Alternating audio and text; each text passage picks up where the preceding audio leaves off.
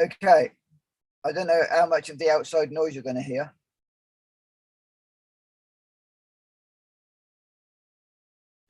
Can't hear you, Philip. I'm Phil. And I'm Phil.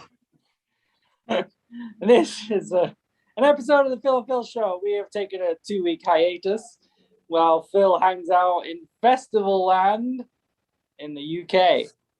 And I'm calling in today from Scottsdale, Arizona. Right behind me, you see, that's a carob tree. Pretty cool.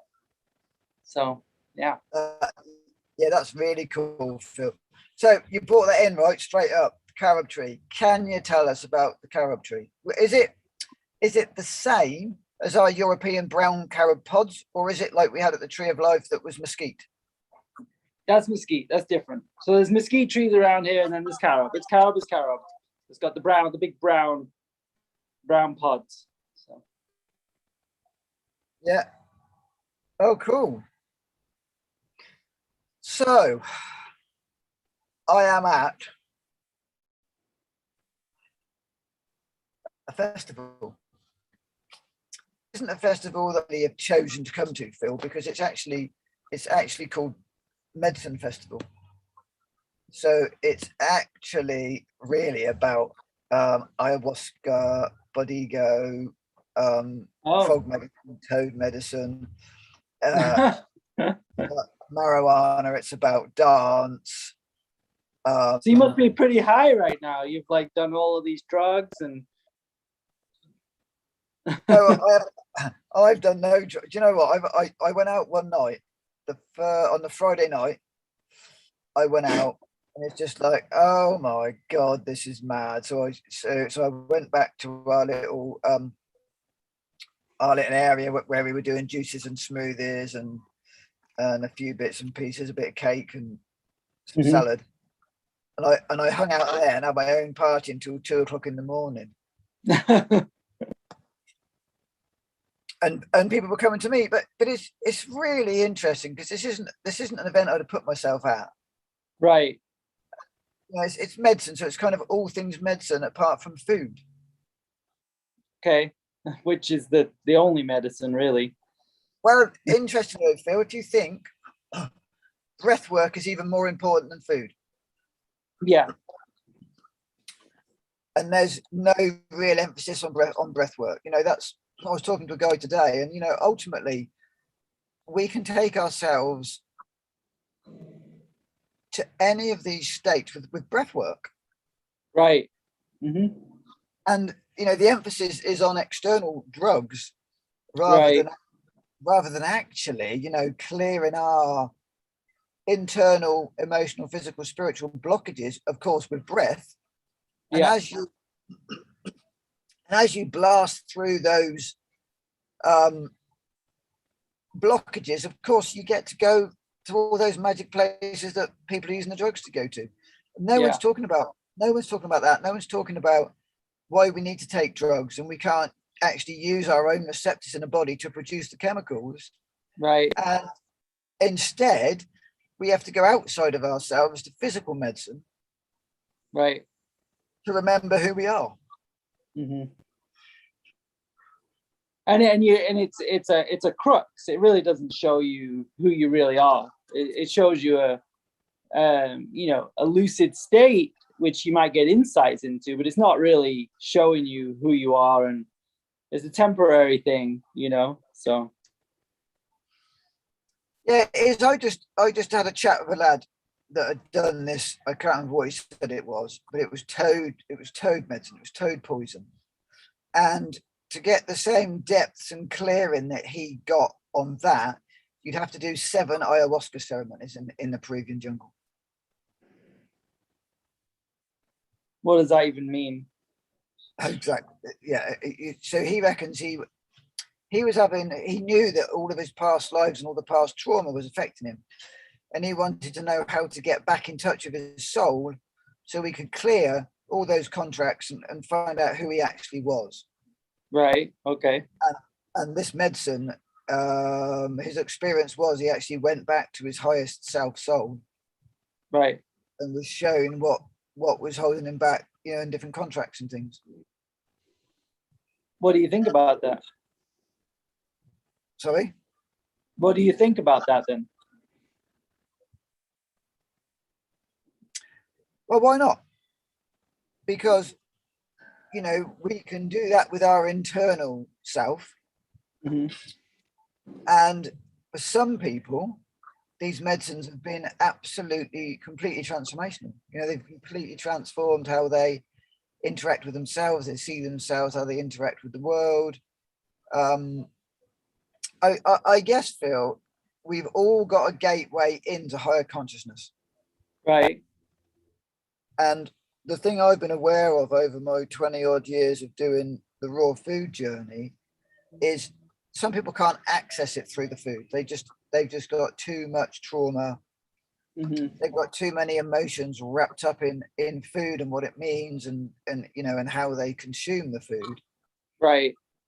And of course, food's a sedative. It's you know it's a tool to keep us numb, dumb, and stupid, right? Right. Yeah. And for some people, just numb. So some people use yoga. Some people use dance. Some people have to use plant medicines. Some people use breath work. Right. Some people run. Hmm. You know, Yeah. they go jogging or they play sport or they ride their Well, bicycle. my sister does that. She loves going out on the hills and running, like wild running or whatever, fell running, and she loves that, you know, and that she gets high from that, and that's her release and relief, you know. You know, and it's like you on your bike, isn't it? You go mountain biking on a Sunday to get your fix. Yeah. So I've got to the point now where I'm allowing everything for everybody because Hmm. we've all got an entry level. Right. You know what I'm saying? We've all got an entry level. And if we say, oh well, you've got to clean up your diet, then you've all of a sudden lost about 95% of the population. Right. Yeah. Good point. Good point. You know, I've had one of the girls that I'm with at the moment that's on the team with us. She was a dancer in her younger day. She said she's taken basically every dance pill available. What does that mean? Dance Um, pill? You mean like drugs? Like trans? ecstasy, Okay. yeah, Got it. Got it. ecstasy, acid. She's done trance dance. She's done house music. You know, she's done it all to Hmm. access consciousness. And now having spent, and there's another young woman with us, and she's done ayahuasca 7 times. Right. It's really interesting now listening to their journeys and their Hmm.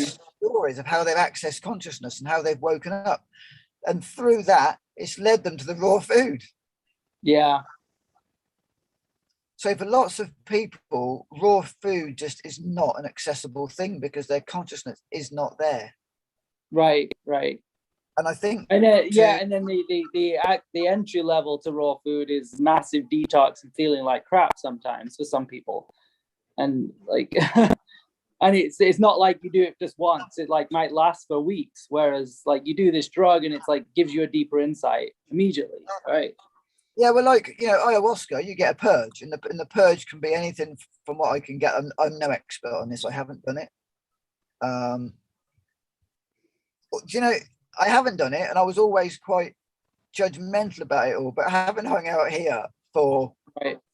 about 3 or 4 days and met some really beautiful, interesting people, it's like, oh, well, if I get that Well, calling to go to the jungle and do it properly, right. maybe I Yeah. will. Who are we to judge like individual paths? And we've talked about this judgment, like, and it's easy, like, oh, well, you should only do organic, raw, vegan food, you know, fresh, ripe, raw, all this stuff. And it's like, well, who are we to judge each individual's path or what they need to go through? Like, and you know, these are ancient medicines, and they have been used a long time. So, I mean, people do get insights from them and transformations. So, I think for me, the problem comes when we're doing any of these drugs and the event, the ceremony, whatever you want to call it, isn't grounded properly and held properly. Right. It isn't done by people that have really embodied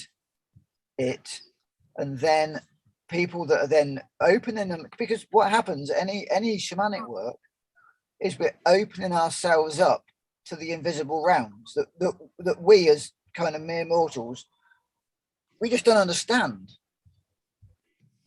And it takes a very special or very evolved person to be able to hold this space energetically, physically, spiritually, to keep the participants safe. Right. And I think that's why there's quite a lot of negative connotations, because it's like, oh, let's go to London and do an ayahuasca ceremony in the middle of the city where there's no grounding. It's mental everywhere. You know, it's completely mental. And ayahuasca, and I'm well open for being corrected. This is just how I see it. Ayahuasca and all of those medicines, they're jungle medicines. It's all about, this is the thing that you talk about, Phil, on every show, being in nature. Yeah. I think it's really important if we're gonna take these medicines to remember they're medicines. They're not recreational drugs. None of it's recreational drugs. They're not drugs. They're medicine, and it needs to be done in a sacred manner, in a sacred way, in order to keep us safe. If we just want to get a purge and get a fix, then we can do that. But actually, to get the medicine and to get the wisdom from it, you need to be safe. Well, and I got this great, it just reminded me of a great example of that. And it was, I went and did a cacao ceremony with somebody here in Phoenix. It was like, oh, this looks really cool. The facilitator was a really young girl who, like, I don't know, had no experience.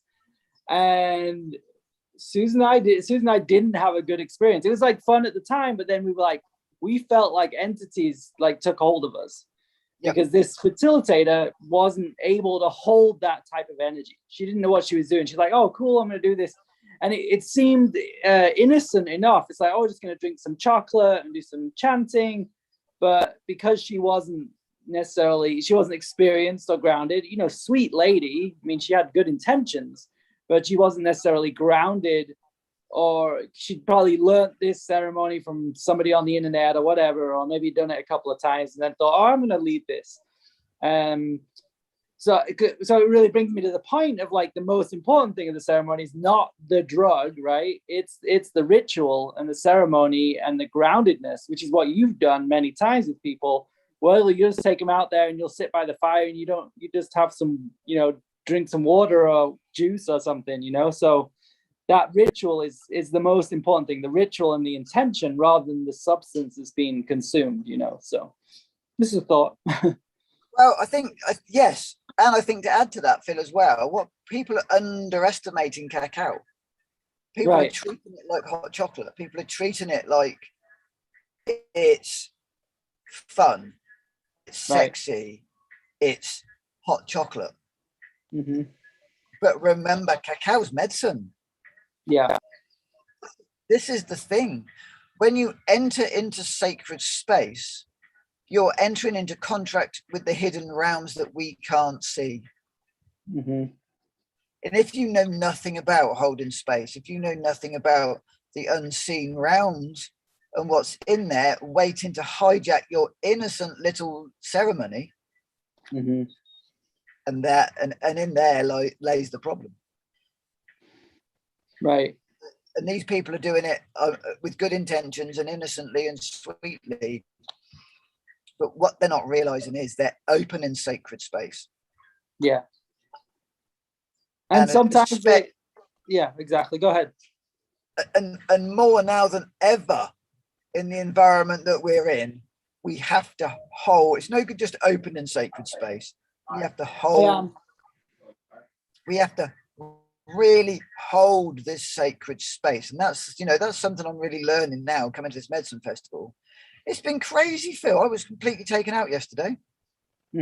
It's been a crazy ride, emotionally, spiritually, physically. It's been crazy. You know, nearly all of us have been taken out one way or another by something. or some Right. entity thing here, because I didn't know the playing field that I was entering into. I didn't know the contractual laws of the universe that I was entering. I didn't get it. So I did, so also this is now my third festival in 3 weeks.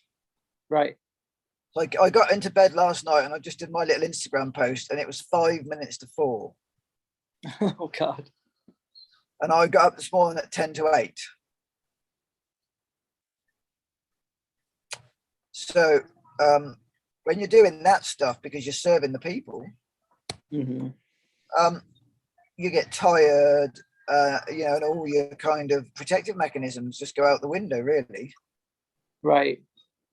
So, all my natural immunity, so to speak, that I've built up that protects me from being jumped on by these unseen rounds, is definitely not what it has been. So you're gonna need to reconnect. It's almost like you're there to help ground the energy somewhat because of your experience, but then that's gonna ravage your system. Yeah, so I don't think it's very well held. This event, very well held, as in energetically. That's a huge liability for somebody to hold an event like that. To not like just go. It's just a free for all, It's like it's gonna throw a lot of people out of balance. They're gonna have to reconnect. So, and we see both sides of it. We really do. But yeah, it seems like it's too much. Well, this time there was 2,000 paid campers. And wow. We reckon there's about 500 staff. So, when I say staff, I mean trade holders, facilitators, workshop leaders. Right. There's got to be at least 500 of us. But on another level, it's an incredible event because we've got people from all over the world. We've got South American shamans here. Wow. Doing ceremonies. We've got Indians from India doing ceremony. There's shamans here. There's well, I haven't got a clue really what's here because I've been stuck in our bubbles, prepping food and serving. So you're doing a raw food tent or something? Yeah, we're doing a raw food cafe. It looks like I've got 3 pairs of boobs with this t-shirt on. We're doing a raw food cafe. So we're doing raw salads, raw. Right, so I'm not going to use the word raw anymore. Everything's raw and as organic as we can be. So we've got salads, curry, a little bit like the Tree of Life, Phil, really. Curry, lasagna, pizza bases. And then we've got cakes. So we've got an apple pie with a mango custard on the top. We've got a banoffee pie, a cacao torte, and cheesecakes. And then we're doing hot cacao and hot chai. And then we're doing some juices and smoothies. Nice. So it's a full on. I wouldn't come to a festival and do this myself because the setup prep work is the setup work is just phenomenal. But yeah, it's incredible. So I think that's all I really need to say about this event. It's held on a lovely country estate in nature near Guildford, Reading, England. So yeah, I think it's great. I mean, it's a response to all of the restrictions that's been going on, and maybe this is needed. Maybe some chaos will come from it a little bit if people as they go through. I mean, sometimes we need that kick. Sometimes we need to experience an entity attaching to us or an uncomfortable experience to wake up. So, I mean, there's all sides to it right there. It's really cool. So I'm just gonna jump in there for anyone. My background here, we've started and we're in it, but my background here is my van. So I'm living in my van at the moment at festivals. So we're at Medicine, right, Phil, which is what we've just been talking about for probably the last 20 minutes. And the reason why we're here, right? I went down to Glastonbury 3 weeks ago 2.5 weeks ago, right? About Yeah, about 18 days ago, I went down to Glastonbury to help my friend Pete that runs Simply Gorgeous in the Meltdown Sauna to do an event in his garden that was linked to Avalon Priory, and it was called Hemp Redemption. So it was all about hemp. So we were doing our cafe, and while I was there, Pete said, "Oh, Phil, at the end of this, there's a little raw food. There's a little vegan organic festival down in Cornwall. Should we go?" And I was like, "Do you know what? I really need to get back to work. I've got people with the veg box scheme that I do waiting for me. I've got clients for building waiting for me." And I was like, "God, how can I do this?" So I phoned up my friends and said, "Look, we can't do an order because I'm not coming back yet." So Pete and I decided we were going to go down to this little vegan and organic festival. And I said to Pete, "Well, if we're going, why don't we take a stool with us? Why don't we rock up with smoothers and juices and buy a load of food on the way down and take some gear with us and some tables and set up shop?" So he managed to talk to the people, and they're like, "Yeah, the people that were coming have let us down. You guys can come." So we drove from Glastonbury to Cornwall, which was a 3-hour drive. How and long? I had 3 hours. Oh, wow. So I had freezers in the back of my van, and on the way I stopped halfway and loaded the freezers up with sachets of smoothie mixes, blends to do little smoothies with, and cups and things. Then I went down there and no one else was there, so I had to set up in a tent on my own, but luckily some people helped me. This was at a place called Cheyenne Farm. Mm-hmm. And anyone that's watching, Cheyenne Farm is really worth checking out. They're a vegan organic community farm. They grow loads of apples. They grow their own food. They've got a spa, a plunge pool, a sauna, a hot tub. They've got a cafe. You can go and stay. You can volunteer. Incredible place. I'm really glad actually that I did feel brave enough to let people down and change what I was doing, because it's actually been really important. Because now I'm going to do the show with you, talk about these events. We can touch briefly on veganic farming, which is vegan organic farming. I don't know how I feel about that completely, but it's an interesting exploration, really. I mean, I think we should do a show on that, Phil, sometime. Yeah, because it's a little controversial, but yeah. For me, well, okay, so now we've said that, right? There was one of the guys there, and he said, "Yeah, I want to do veganic agriculture." He said, and I was thinking of rescuing battery chickens, chickens that are from factory farms, Mm-hmm. and letting them free on the land so they can scratch around and lay their eggs and do what chickens do. And I said, "Well, well, all right, I suppose that's better, because that's better than living in a cage and never seeing the light of day or soil." Right. Then the next day I said to him, "So what would you do with the eggs then? You're a vegan, chickens lay eggs.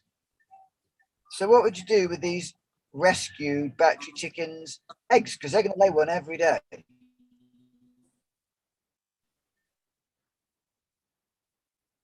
You froze. Uh-oh. Man in the van that's frozen. Uh-oh. Thought. You froze there, Philip. I didn't get. So the last I got was you were talking about what would you do with the eggs? Yeah, exactly. So I said to him, "So you've rescued these chickens from the factory farm, and now you've got these eggs. They're going to lay an egg every single day, give or take. They might lay 300 eggs a year. They might lay 365 eggs a year. So what are you going to do with the eggs? So you've rescued this chicken that's going to lay somewhere between 300 and 365 eggs a year. And what are you going to do with them if you're a veganic farmer or you don't eat eggs? What are you going to do? Throw them away and waste them?" So I said to him, "This is a really interesting dilemma, isn't it? If you're vegan and you're rescuing chickens and they're laying you eggs in return every single day, what do you do with the eggs?" Right.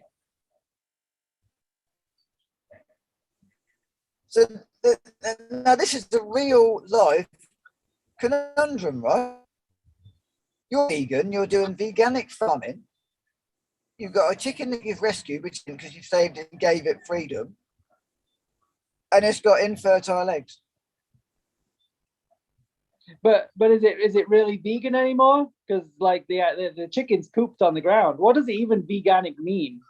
Well, Like it's that was, kind of such a dilemma kind of concept. It doesn't even make sense. You need like dead animals in the soil and yeah, and this is the thing. I think we need to get a whole show on this, Phil, because for me this was a really interesting conversation because actually it turned the veganic farming on its head and made it a bit pointless because that guy was wanting to do an amazing thing, which was out of the goodness of his own heart, rescue chickens and give them a home. Not for the eggs, not for anything, just to give them a home, right? And I was thinking, wow, that's a really interesting concept. So I said to him, well, I'll tell you what you could do with the eggs is you could sell the eggs to people that are going to eat them. Right. Instead of wasting them, but then that's not vegan.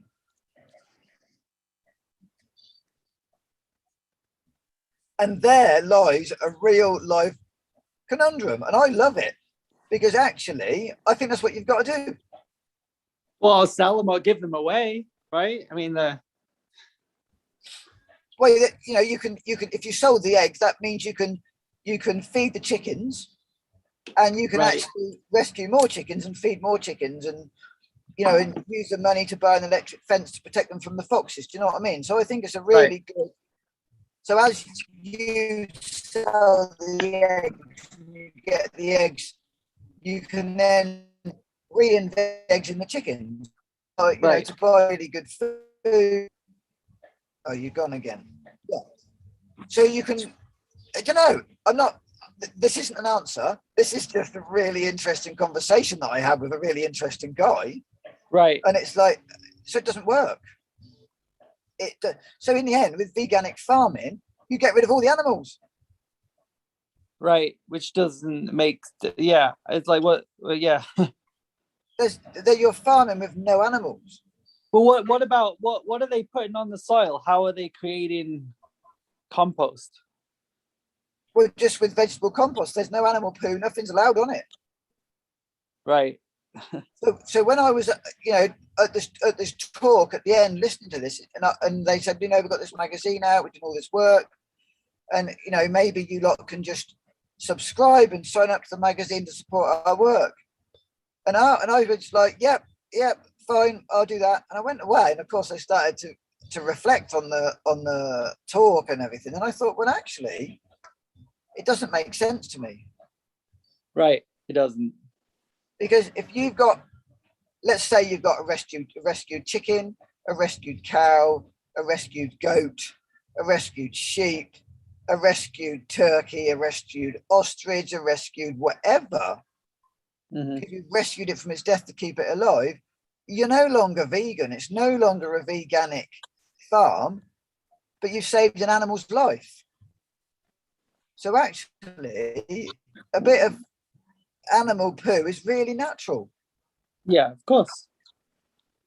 And so in terms of, so veganic means like the main definition is no animals on the farm, no use of animal-based fertilizers, bat poop, anything like that. It all has to be from natural vegetables, stuff like that.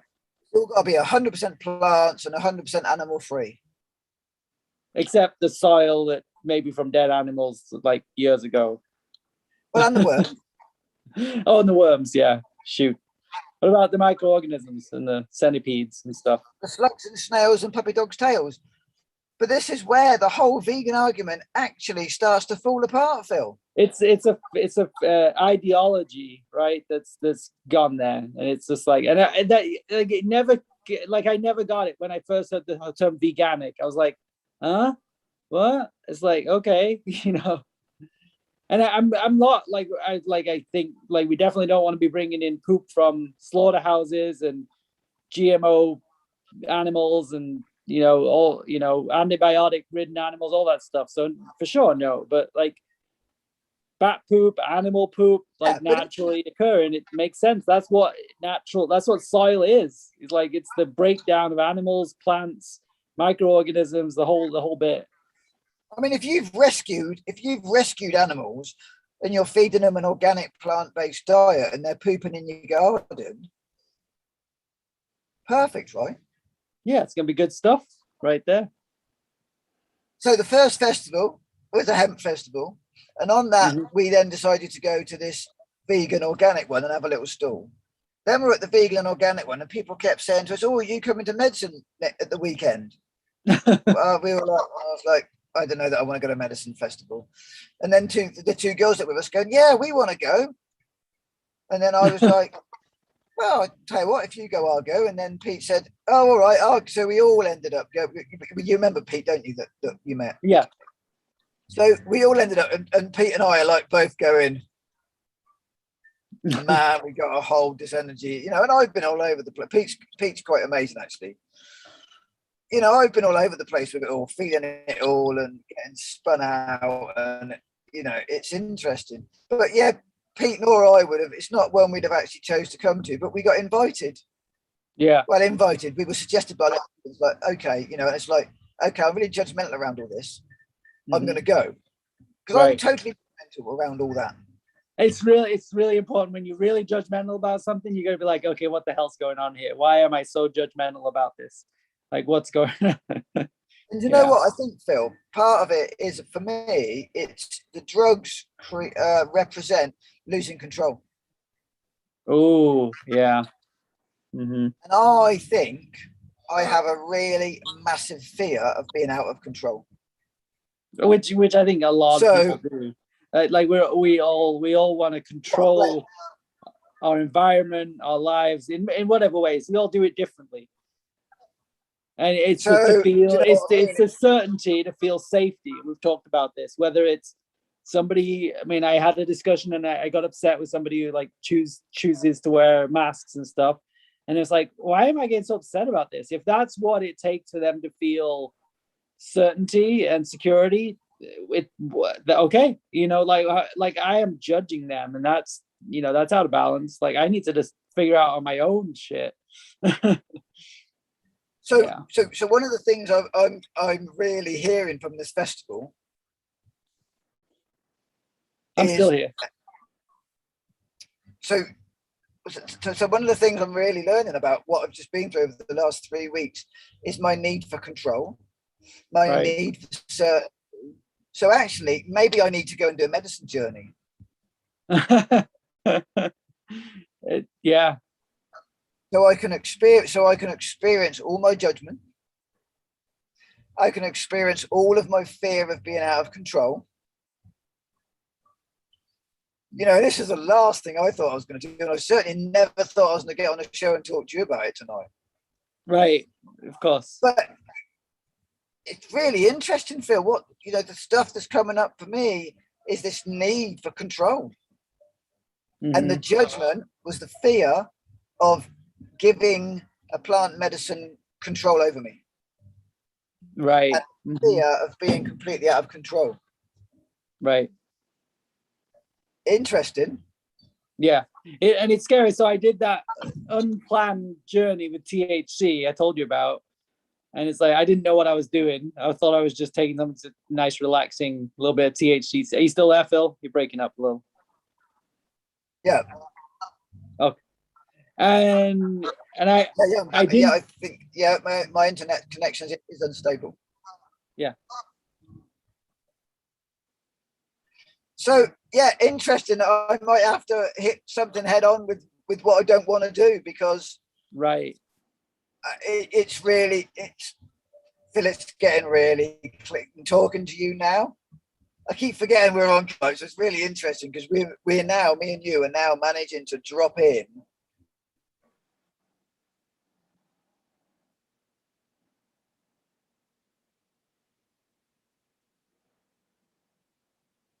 I think you're dropping into another consciousness, Phil. I can't hear you. Lost Phil again. conversations we're using. I missed that. Sorry. I think you went into another consciousness. It was like probably the perfect stuff, but you were gone. Do you know what, Phil? It's really interesting because I was just really sharing something quite deep then. Yeah, And an insight, and it froze out. So it's Mhm. like it feels like there's part of me that doesn't want to share that. So I try and hook back into it again. I said, let's see if we can keep the internet connection stable. It's okay, guys. We can have some stability. I need to talk about this now. So what I've come to realize from the last 3 weeks is my need for control. There's a part of me that would rather die than let go of some crap that's really controlling my life and limiting my my emotional, spiritual, and physical experience. I've got some trauma somewhere that literally I'd rather die than deal with. And that's becoming clearer for me over the last 3 weeks. And now I'm at this medicine festival, realizing all the control I need over everything in my life. And the judgment for the medicine was my fear of being out of control. Right. So that's where the judgment nearly always comes from fear, right? Mm-hmm. It always comes from not having any information. It always comes from thinking you know best. But thinking you know best is a control mechanism. It's about trying to stay in control. And I've recognized that again. I did a men's gathering when I was in New Zealand in 2006, and we had to do lots of stuff in this big ceremony. And one of the things was we went into a cave. I won't go into it all, but we had to go into a cave and we had to let go of something. And the guy in the cave was like, "So what are you going to let go of?" And it was self-control. Even then, 2006, my mission was to let go of self-control, not knowing what it meant. And with that, I dived into a glacial river, went down the river and got out for the next bit of ritual.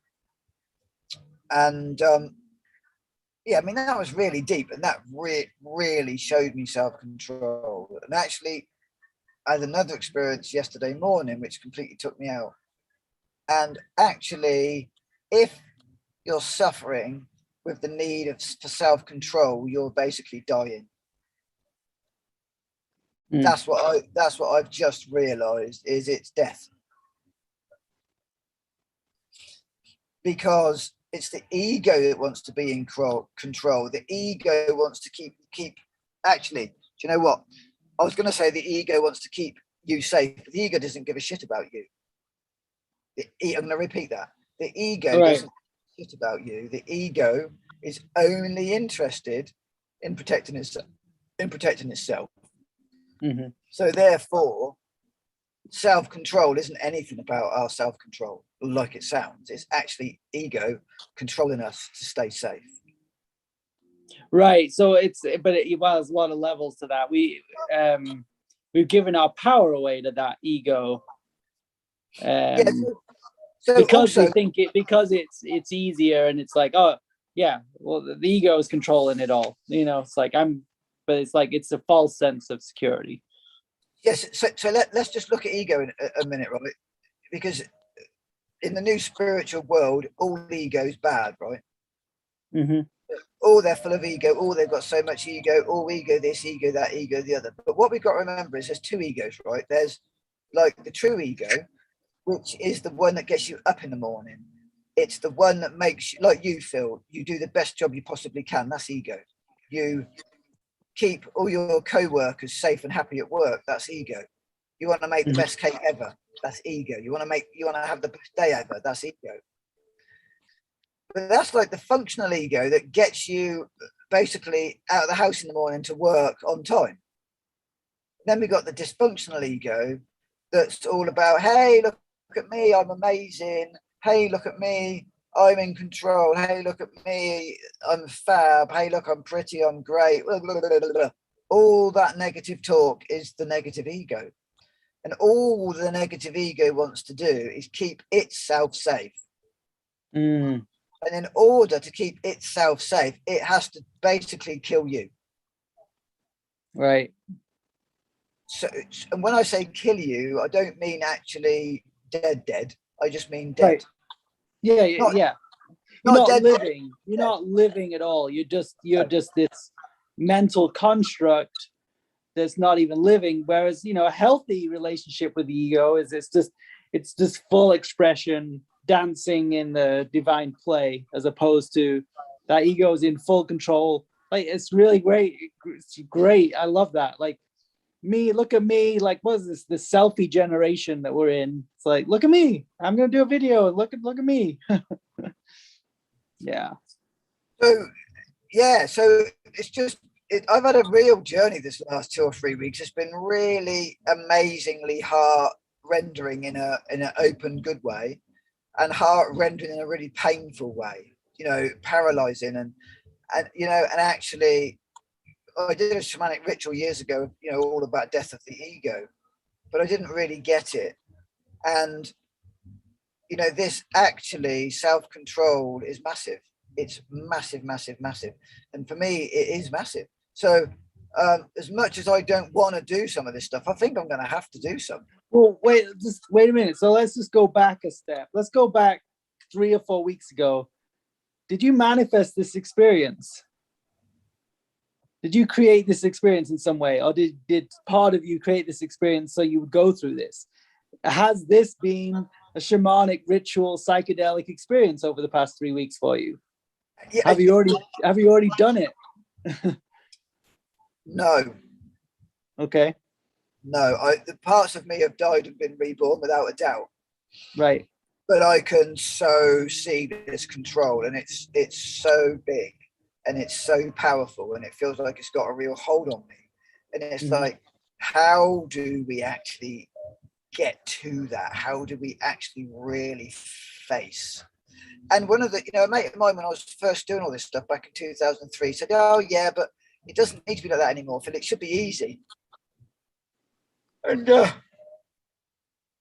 that's the ego going. Well, yeah, I'm not saying that. I mean, you've gone through a pretty intense experience over the last 3 weeks, and you are really good at going through that. I mean, you choose to go, well, I'm just going to drive fast for 7 days. You go into these experiences a lot, so.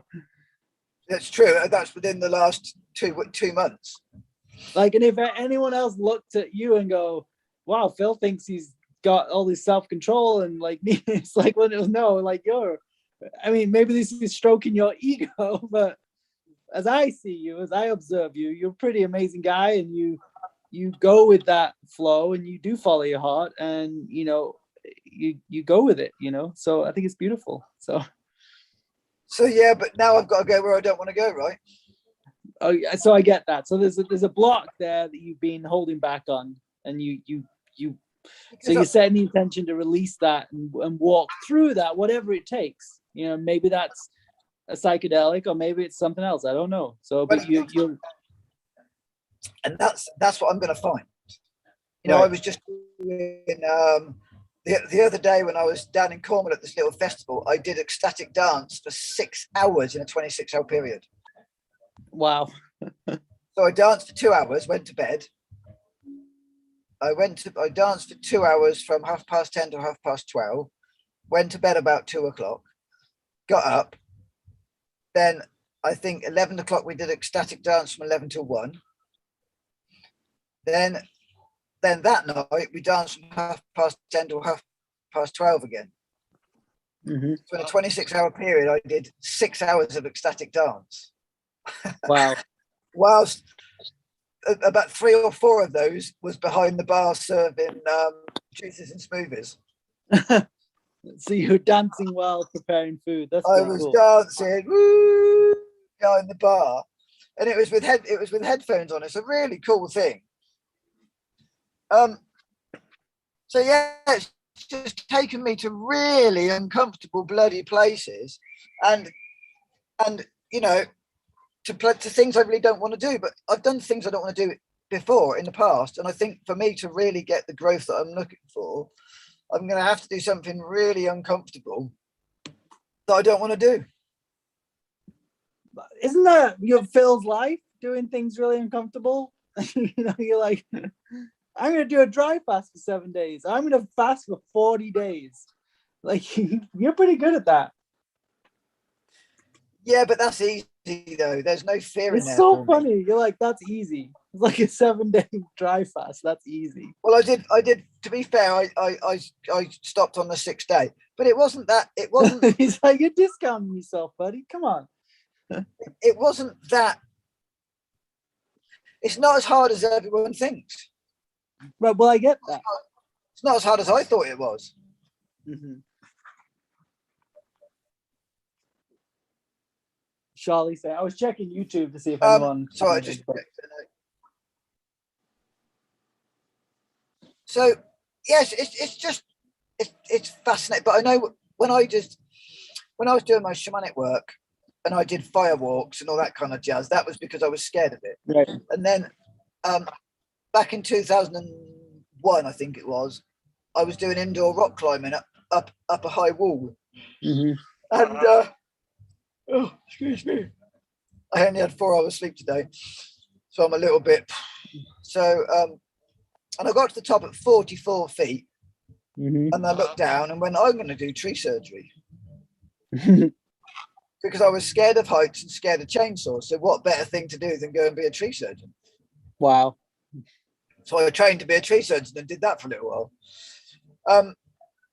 But I haven't done anything like that. I mean, that was really super scary. That was like, when you're 80, 90 feet up a tree with a chainsaw in your hands, dangling on a rope, that's scary stuff, man, to start with. Mm-hmm. So, yeah, and firewalks are scary. But yeah, it's just interesting to really get to look at that self-control. And I don't know what it means. I don't know what it looks like, what it means, where it will take me, or what I'll get out of it. Right. And am I brave enough to actually do it? Mm-hmm. Well, the Phil and Phil show will report on that. Okay. But also what I'm really aware of is when I make up my mind that that's what I've got, that's what I need to do, then I'll set an intention to find the right person to go into ceremony with. Because, ceremony is it's really important that it's held by someone, as I was saying earlier, that can really hold this space, that really knows what they're doing, mm-hmm. and is going to keep me safe. Right, exactly. My friend Charlie's just wrote, I think it was 8 hours of ecstatic dancing. No, I only did 6, Charlie. And she said, what about the ice cube baths? Well, it wasn't an ice cube bath. It was a freezer.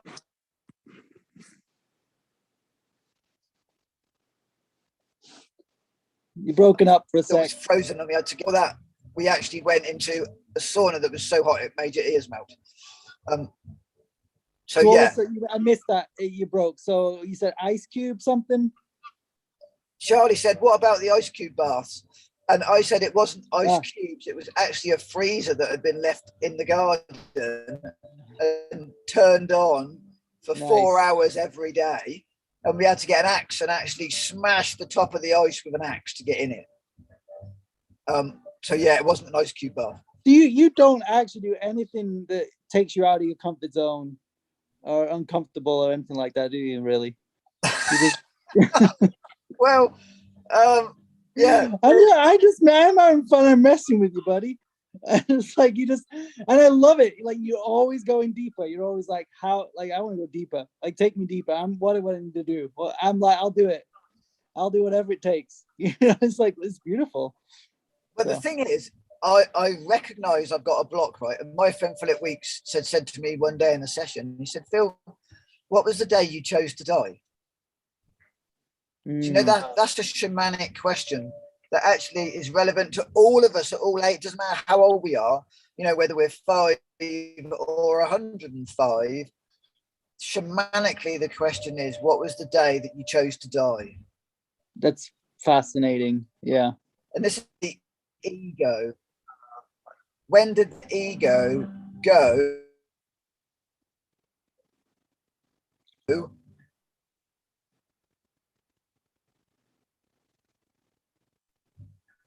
going to whatever it takes to stop.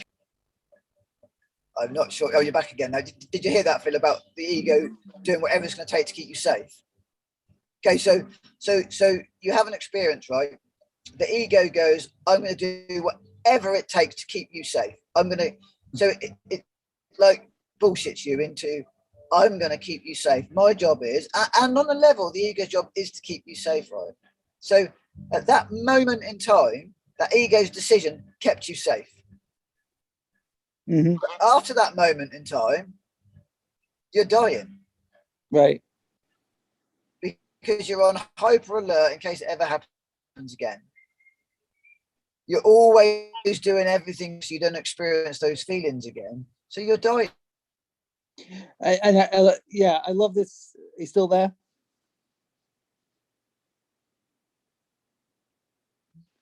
Lost you a little bit.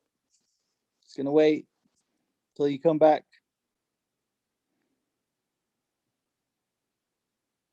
It's deep stuff. We're breaking the internet, Phil. You can't handle it.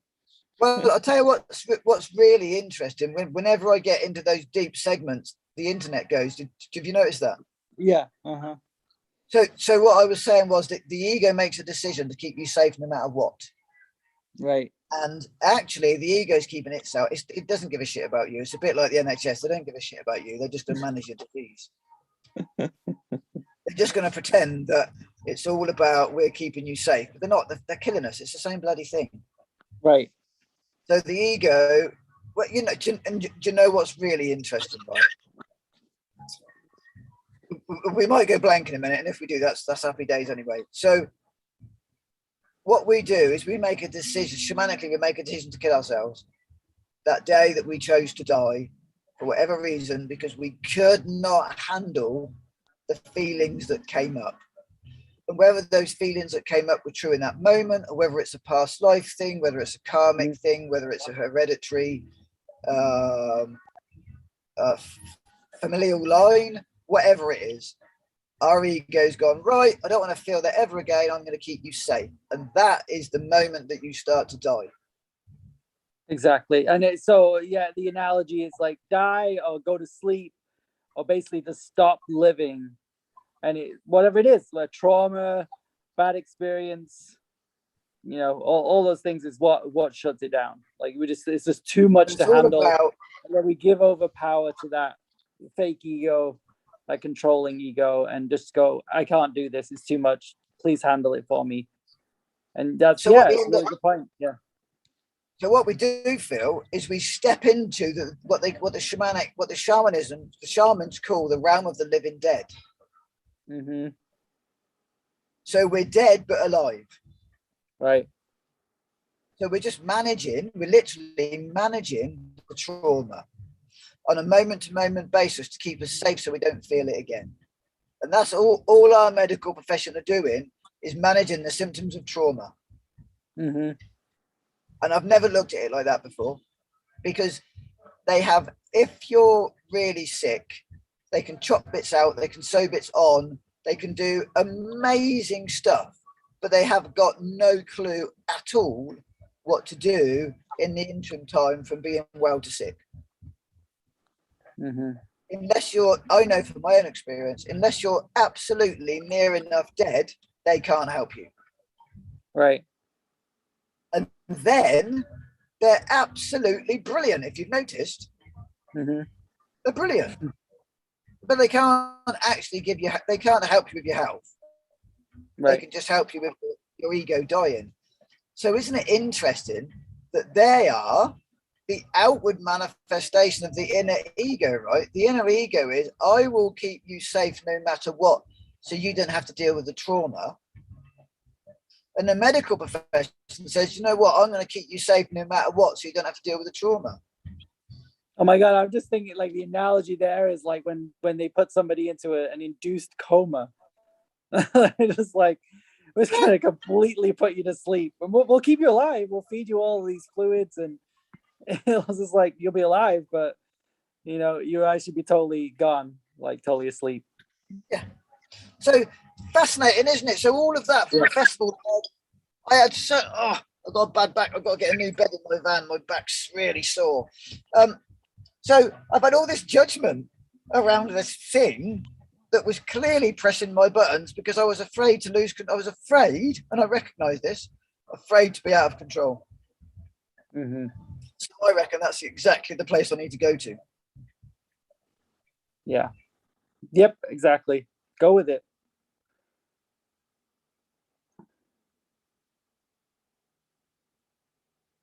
In order. Oh, did you see that? We've lost signal. We've lost signal again. You went deep there. It was gone. So Did you get that, Phil? I just said. Nope. So I need to go to that place of losing self-control because that's the place to go and live. And at that moment in time, the internet broke down again. I didn't hear any of that. So yeah. Exactly. So that's potentially my Oh, there it goes again. manifestation of egos. Like people can't hear that. That means you're going to have to do it. If you've shared it with all those people, that means you're going to have to do something about this now, or you can't keep face because, but what am I going to do?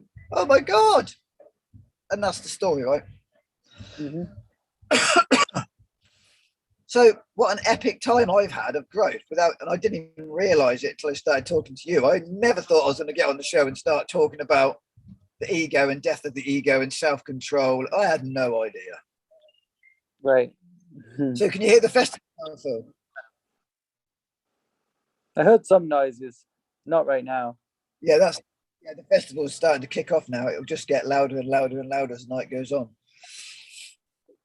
So,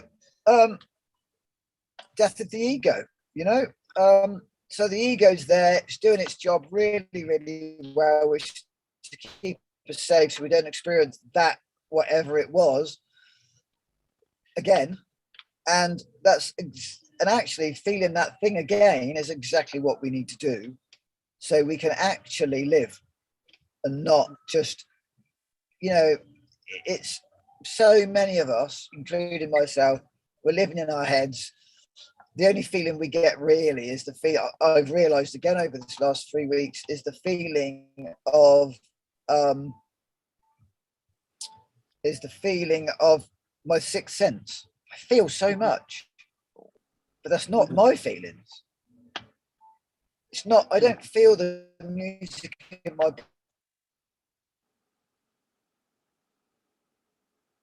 body. I don't feel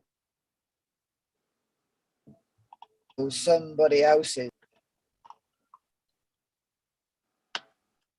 Did the internet go again then, Phil? Whenever I get really deep, man, the internet goes.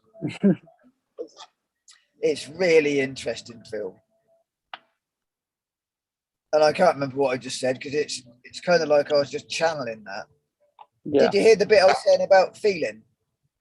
No, not really. I was talking about sixth sense, and I feel with the sixth sense, I feel loads. I feel when people are upset, happy, sad. I feel when they're laughing through joy or laughing through hysteria, really. Like on a Friday night, they're all down a pub, they're all having a lovely time and laughing. That's not joy. Right. Letting off steam. And it's a good thing.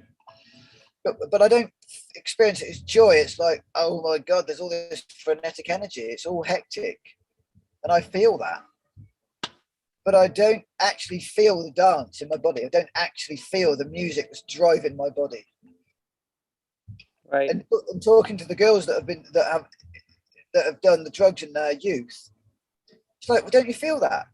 It's like, no. Well, how would you dance to it then? I'm like, well, I don't know. I just get inspired or whatever to move, so I do. So who knows, Phil, what my next adventure is going to be. But I think I might have to face that fear. As uncomfortable and all the judgment. Right. And out. you know what? I think we're gonna have to go, Phil, because it's getting so loud here. Can you hear it now? Nope. Can't you? It's because Zoom has the background noise adjustment. Oh, let's see if I can take it off then. Where do I go for that? Probably something to do with your sound settings. You got it? Yeah. Audio settings, shall I do? Yeah.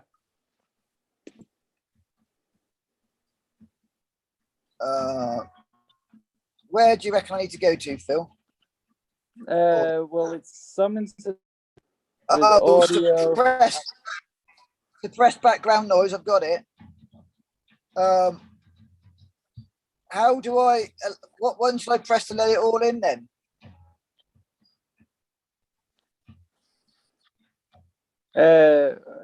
Charlie says audio settings go to advanced for original sound. Try this one.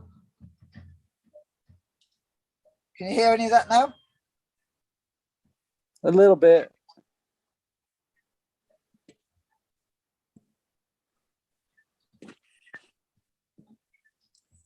I've got it on. Let's try high fidelity music.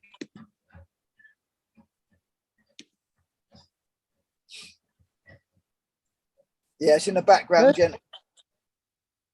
Yeah, it's pretty cool. It filters out the sound. I don't really hear anything. No, I was just trying to get you faint background sounds. Let's click off auto. I can't do that. Let's just try doing that. Oh, there you go. Can you hear it? I heard something for a second. Yeah, somebody screaming or something. Yeah. Oh yeah, I heard some music. Suppress background noise. Yeah, I'm just trying to get it so you guys can actually, because I'm shouting now. Yeah, I hear it now. Got it. Fun. It's crazy, man. So anyway, I'm going to put it back onto auto again. Okay. Get rid of that one. Right. Okay. It should be back to normal now. Yeah. So I'm actually having to shout over the music, Phil, so you can hit. So well, maybe I don't need to shout over the music. It's just blimmin' loud here. Yeah, you don't. You're fine. You can hear everything. Oh, it's funny. I've been shouting because the music's getting louder and louder and louder. So anyway, Phil, I think we've had a great show. Right. Yep. And it's really nice to see you, bro. So I haven't seen you really for 2 weeks. Right. So anything else you want to say, Phil, or should we wrap it? Well, I've been having fun. You saw I launched my ridiculous game, so my board game. I got it here. My board game. No, that's not a ridiculous game because we've measured it all. It's all set to sacred measurements. It is. Maybe not this box, but the stuff inside is. So the board game is made to sacred measurements. Yeah, so the board and the cards are so. Yeah, they're all set to sacred measurements, right? Mm-hmm. And it's also by owning that game alone, you're going to increase your luck by 6-fold. That's pretty cool. Because those little cards that I gave you in both directions, the measurements I gave you for the cards in both directions are 6 types of good luck. Pretty cool. So what an amazing gift to give people to the world, Phil, creating this board game that's sacred size and cards are sacred size, all in the good luck fortune. Pretty cool. And I got to do a little video explaining this to people, because once people get it, they're like, because really, so the concept is, and I got to make a video on this, because I took it to a restaurant that I go to a couple of days ago, and I explained it to this lady, and she's just like, oh my God, that's so cool. So really, like, because it's like, it sounds like a really scary title. It's like, oh, that sounds like, but it's like the idea of the game is totally finding solutions and coming together in empowerment. And it's like, and it's actually not dwelling. It's like being aware of the stuff that's going on and going, I'm going to find an immediate solution to this. And it's like, and it's kind of transformative in that way. I mean, how people will use it, I don't know, but yeah, I saw like I sold my first game last night, so somebody took it. I actually sold a couple of others online, which I ship tomorrow, but I showed it to somebody last night and they bought it on the spot. So it was kind of cool. So amazing. So it's fun stuff. It's amazing times, Phil. So I think we can wrap it up, Phil. I'm gonna have to go back on shift. I'm gonna have to go back on shift. We're gonna probably work till 2 or 3 again. Oh my God, you're crazy. Crazy, but you know, I'm learning what a gift I've given myself, what a gift we've given the world to share this and get these deep insights. Totally. Put myself in a really, really uncomfortable position. And in 2 weeks' time, we've got our own event happening down in Glastonbury in Somerset in England. Wow. A cool event. There's Pete, myself, and Jenna. You know Jenna, don't you, that we had on the show? Mm-hmm. So you've met Pete. That I hang out with now and again down in Glastonbury, and Jenna that came on the show. Us 3 are organising an event, which is going to be pretty cosmic. So, yeah, I'll put that on Instagram. Okay. Well, Phil, looking forward to it. Thank you so much, bro, for holding that space and allowing me to explore this last few weeks with you. You're welcome. Hey, Charlie, if you want to stay on, it'd be great just to say hello to you quick when we've wrapped. So, Phil, I think this is a wrap. So I'm Phil. And I'm Phil. And he's Phil. And I'm Phil. This has been another episode of the wonderful Phil and Phil Show. Thank you for watching, everybody.